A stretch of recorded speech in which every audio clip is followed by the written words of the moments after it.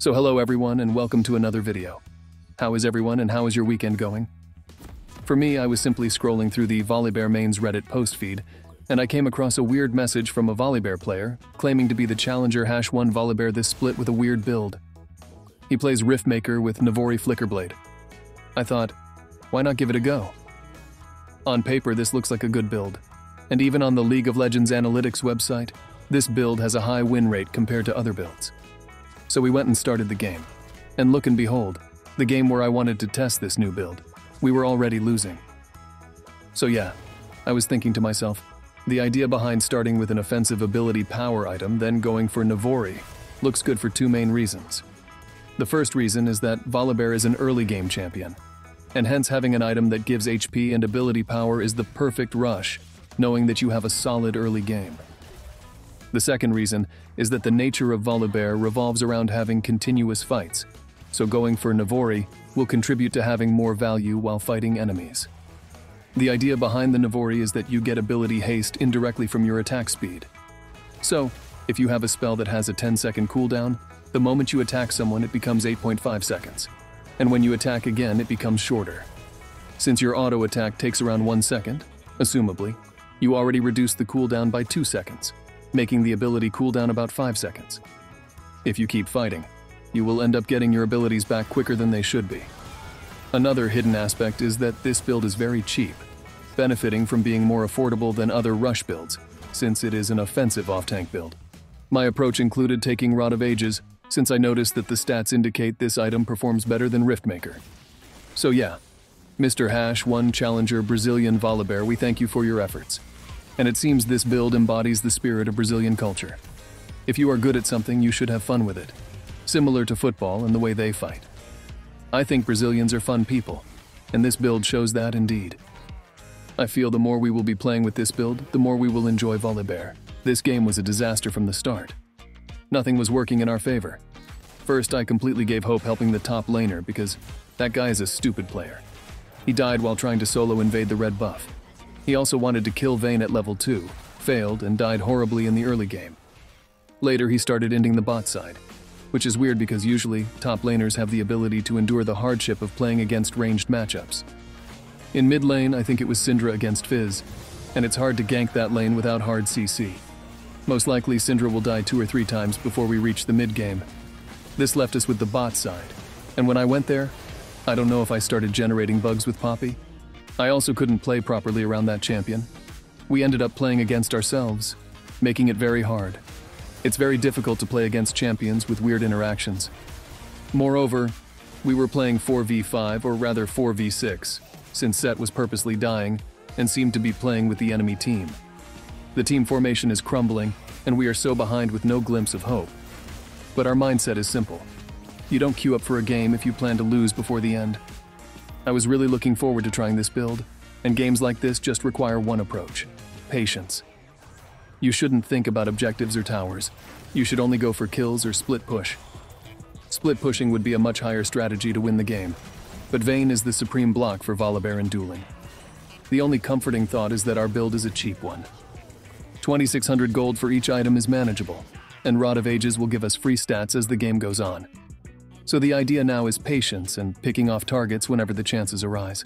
After playing a few games in this split, I noticed that Riot changed the summoner spell cooldown duration, trying to take away some value from Ghost and other summoners. However, I still find it hard to accept that ranged champions or even mages can pick both Ghost and Flash. I think Riot should remove the possibility of having both Ghost and Flash on your champion because it is very hard to catch someone playing so defensively and afraid of anything, especially with Nimbus Cloak.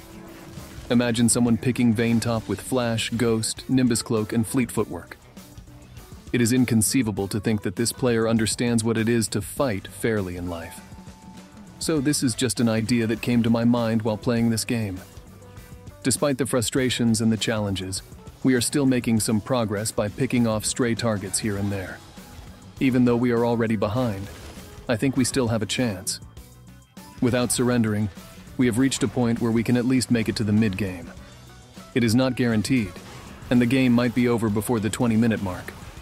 But I feel confident that once I reach my 2 core items, I'll be a different champion and can contribute more to my team. So yeah, I started playing around Nautilus because I think he is one of the best supports to play with due to his hard CC. It will be huge if we can manage to kill and get the shutdown from Fizz. Now that we have managed to buy our 2 core items, we ended up finding Sir Blindness in our jungle. As you can notice, our Q has a 9-second cooldown. This build doesn't have huge ANI ability haste except for the boots, but we ended up reducing our Q cooldown by about 4 or 5 seconds. This is pretty huge when dueling other champions. If everyone started building this item, I think Riot would nerf either the amount of ability haste you can reduce, or add more gold to its price. The beautiful thing about this game is that we managed to cure Set's bad behavior through our sheer perseverance and patience, as he was the only one inting the whole game and spamming surrender whenever he can. Now that we are starting to get a tiny bit of control over the mid lane and jungle, we are slowly generating a lead. However, against Fizz, it is hard to predict the outcome because he can easily nuke any high carry champions, including myself. This build doesn't have any defensive stats, which only gives you a slight edge in duels with the sustain from Rod of Ages. You keep getting HP through your fights, and win not by reducing damage, but by tricking the enemy into thinking you've used your main spells, which actually come back shorter than usual. I am still not used to the power of this build, and I find myself making bold plays around major objectives. It's not totally lost because my team can always pick up from where I left off. However, I am sure that the longer the game goes, I can win the duel against Lee Sin and Fizz. Possibly not Vayne, because that champion is, in my opinion, a masterpiece that can win almost any duel if played properly and built correctly. But where are the hands and the mindset to play Vayne? To kill Vayne, we need more than one target, or we need our carries to be supremely fed so that they can one-shot Vayne before she can even tumble. At this stage, we have lost most of the objectives. The enemy can end the game if they manage to kill 2 high-priority targets, which are Caitlyn and Syndra. However, from the looks of it, our small comebacks are starting to tilt the enemy team. They have the pressure of the advantage and assume that this game shouldn't have taken this long. Hence, they are making rushed calls against our aggressive attempts to get an ace and secure any possible valuable objectives. All 3 of us are in a very hard position because even though Set is playing with us, he's not literally with us. I think he's having PTSD from playing against Vayne and is trying to split push on the other side of the map. So we ended up having Syndra deal with Vayne, and our composition is 1-3-1 with Syndra sidelining and Set blindly split pushing, hence leaving Nautilus, Caitlyn, and myself in the middle.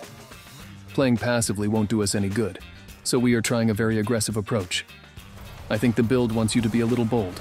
The 3rd item based on this game will be Spirit Visage, because Fizz is nuking everyone, and I think this sustain will be more beneficial against Lee Sin, since we are both DPS champions. For the armor item, statistics suggest the highest win rate comes from going for Frozen Gauntlet, which makes sense because you want to keep the enemy fighting, and the slow will play a huge role in reducing enemy mobility. However, in this game, I had a different feel. Since I die a lot and am inexperienced with the build, it would be more suitable to go for Guardian Angel. With this item, if I die, it will be in a constructive way. While dead, my team have a better chance catching up to me rather than slowing high-value targets. Guardian Angel will enforce the idea of playing aggressively in losing situations. As a Vanguard champion, you often find yourself out of position, similarly to Hecarim. Another aspect of this build that stands out is its lack of mobility.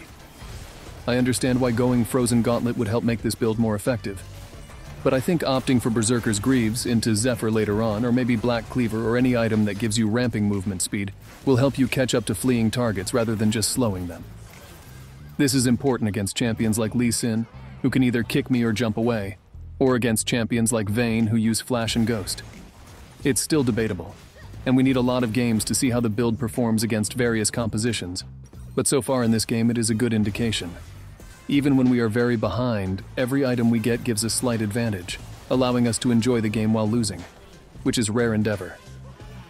I am sure if we win this game, it is mainly due to this build's ability to generate value out of nothing. There's also a slight difference in my current feelings, because whenever I die, I find that Fizz is also dead, and we almost take the same amount of time before our teams collapse on each other. With this build, despite my poor score, I am maintaining the same game tempo and prolonging the game against Fizz, who has Zhonya's and a bunch of kills. LSP, if I get the chance to duel Lee Sin in his jungle, I'll be victorious. Knowing that Lee Sin is playing the original or highest win rate build of Volibear with Thunder Sky, Sterix Gauge, and Guardian Angel. The funny part is that Caitlyn is complaining about the same things we are all suffering from. Being targeted by Fizz, an invisible Vayne, and the blind monk who hits everyone in his way. But this is the mentality of an ADC. We all know it's summer and it's hot, but he's the only one complaining about the heat in the middle of August. I wanted to tell her to buy Guardian Angel and Zhonya's. Maybe that would help. But a joke at this stage of the game might sound like flaming, and I don't want to set off anyone since we are barely hanging on as a team. To be honest, the only help we can provide her is by killing these targets.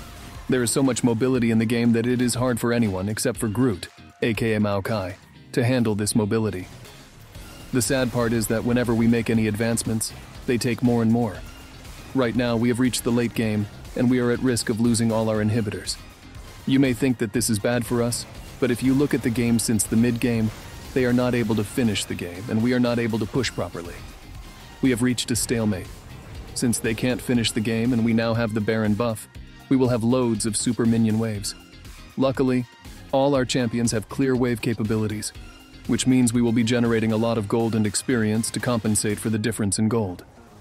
As long as it is not Elder Drake, we are still fine, theoretically. The Baron buff will not allow us to push, but it will stop their momentum. To be honest, I got the Baron out of luck. I didn't plan it, and I think denying Lee Sin's Q on the Baron helped us secure it because it is almost impossible for me to outsmite Lee Sin in a 1v1 against the Baron. So the luck factor favored us in this situation, securing the Baron buff. Now there is one main issue in the game, and this issue is in the form of a sushi fish. It is Fizz. As long as we control his movements and keep tabs on him, my team will be free to do whatever they want. My build is designed in a way that I can win against Lee Sin, Fizz, and Jhin if he doesn't have his summoner spells. But regarding Vayne, I think it's impossible for me to win against her. It is a loss made in my destiny, so the best thing we can do is accept it and move on. Right now, I was putting all my hope in Syndra's ballsy call, but sadly, we both made a huge mistake. At this stage of the game, it's hard to recover from such mistakes, but it is what it is. You can't blame someone who played really well the whole game and then made one mistake in the late game. It just happens, and sometimes it can be you. However, to our favor, the enemy team is also making some mistakes. Caitlyn is hitting like a truck now, and we have all reached our 4th item. So, anything is possible at this stage of the game. The score doesn't matter, and even the towers.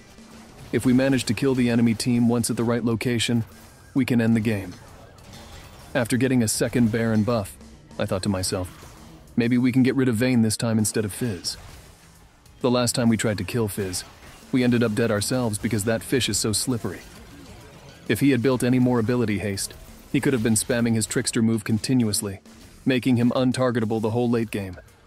Maybe Riot will buff him next patch out of a whim. And here we are, failing repeatedly. We are incapable of killing Vayne without heavy damage or serious crowd control, so we decided to back off and think of another plan. But then, after making one decisive call, our Caitlyn traded her flash with Vayne's life. That's what I'd like to call a well-done investment.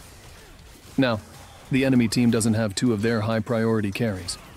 Something deep inside me gave me this vision that if we force our way towards their nexus right now, there is nothing that can stop us. We have everything we need to finish the game. This conclusion wasn't based on deduction, but just a feeling from my past experiences with lost games. And with that, we managed to push and recover all the lost ground from bad calls with just this one play. My dear viewers, you are witnessing the last play of this game. This outcome happened because none of us gave up, and even the one who was most discouraged managed to recover his mental health in the mid-game. And with this, my dear viewers, our time has reached its end.